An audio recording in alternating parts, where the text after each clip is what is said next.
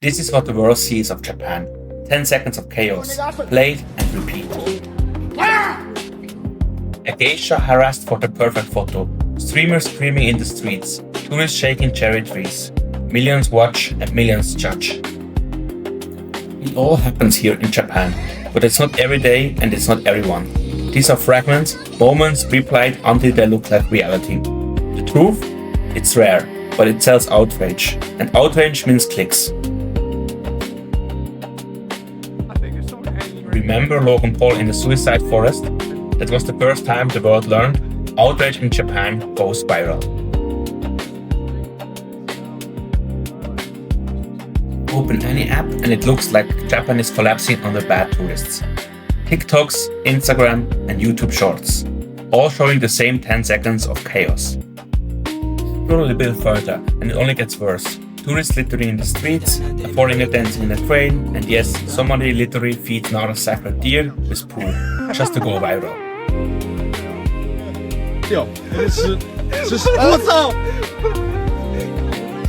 These clips explode online, shared thousands of times, stitched, reposted and turned into proof of a so-called tourist crisis.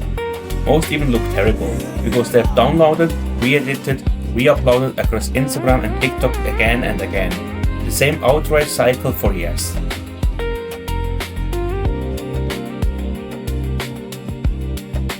Don't get me wrong, this kind of behavior is horrible. No one wants to see people disrespecting Japan's culture and tradition, but it's also not as common as social media wants to tell you. A few extreme clips are repeated until they look like a national crisis, when in reality they are rare exceptions, turned into headlines.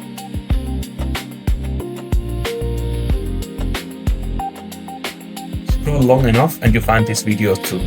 Japanese man doing gymnastics in the train, a salaryman vomiting in the train, a bike nearly crashed into a pedestrian, a drunk passenger blocking the doors so the train can't leave, even two locals blasting loud music in the subway, the same stunt foreigner pranks to get millions of hate comments for. The difference isn't visible, these clips exist online too. It's reaction. When locals do it, it seems as funny or embarrassing, when foreigners do it, it's proof of a crisis.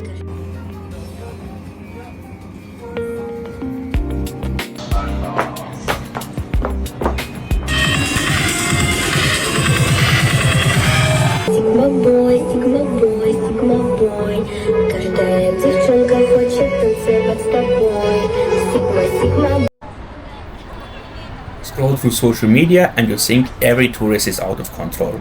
But step outside and Japan looks nothing like those clips.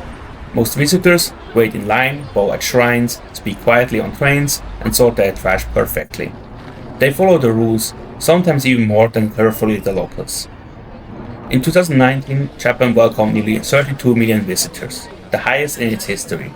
Then the borders closed, and tourism almost disappeared. Barely a few million entered during the pandemic years. But once Japan reopened, the number came back fast. About 25 million in 2023, 37 million in 2024, and more than 40 million expected in 2025. Added up, that's roughly 150 million international visitors since 2019. And yet, only a handful of viral clips define the conversation. The reality is simple. The vast majority come here to experience Japan, not to disrespect it. What we see online is just the loudest 1%, replayed again and again until it feels like everyone.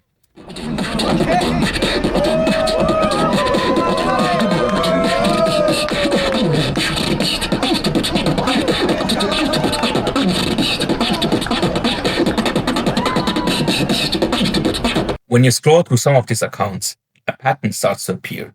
Many of them are tied to Japan's online right-wing community, known as Netto-Uyoku. They are mostly anonymous men who spend a lot of time online, often venting anger about foreigners, feminism, or modern Japan itself. In a way, they're similar to the West incels, or alt-right groups, angry, isolated, and loud on the internet.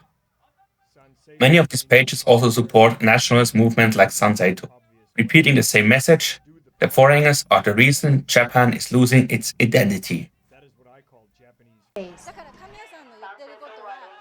I support him and the party.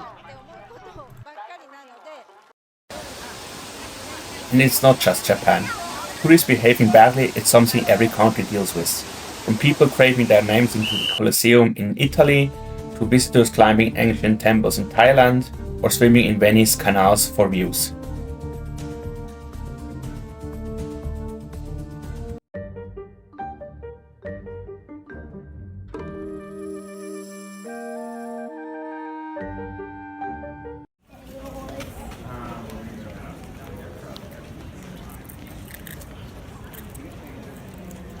Serious, man?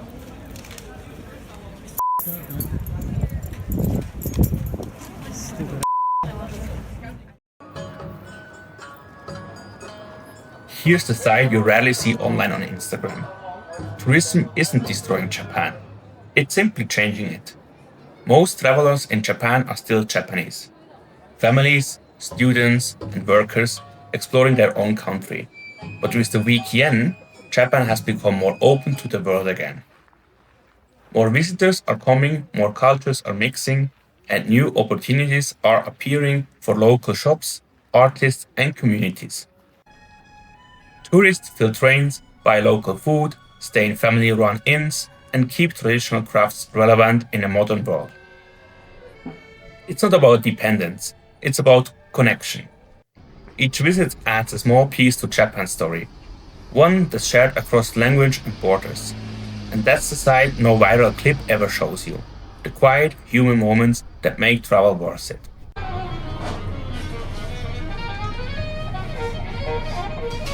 So, don't fall for cheap far-right propaganda, and don't believe everything you see on the internet.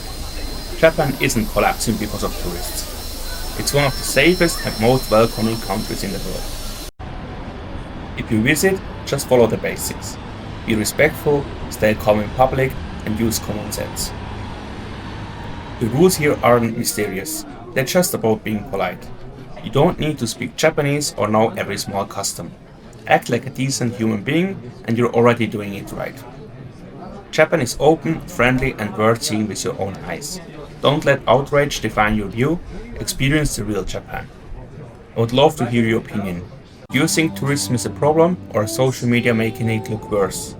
Let me know in the comments, and if you enjoy this, subscribe for more stories about Japan.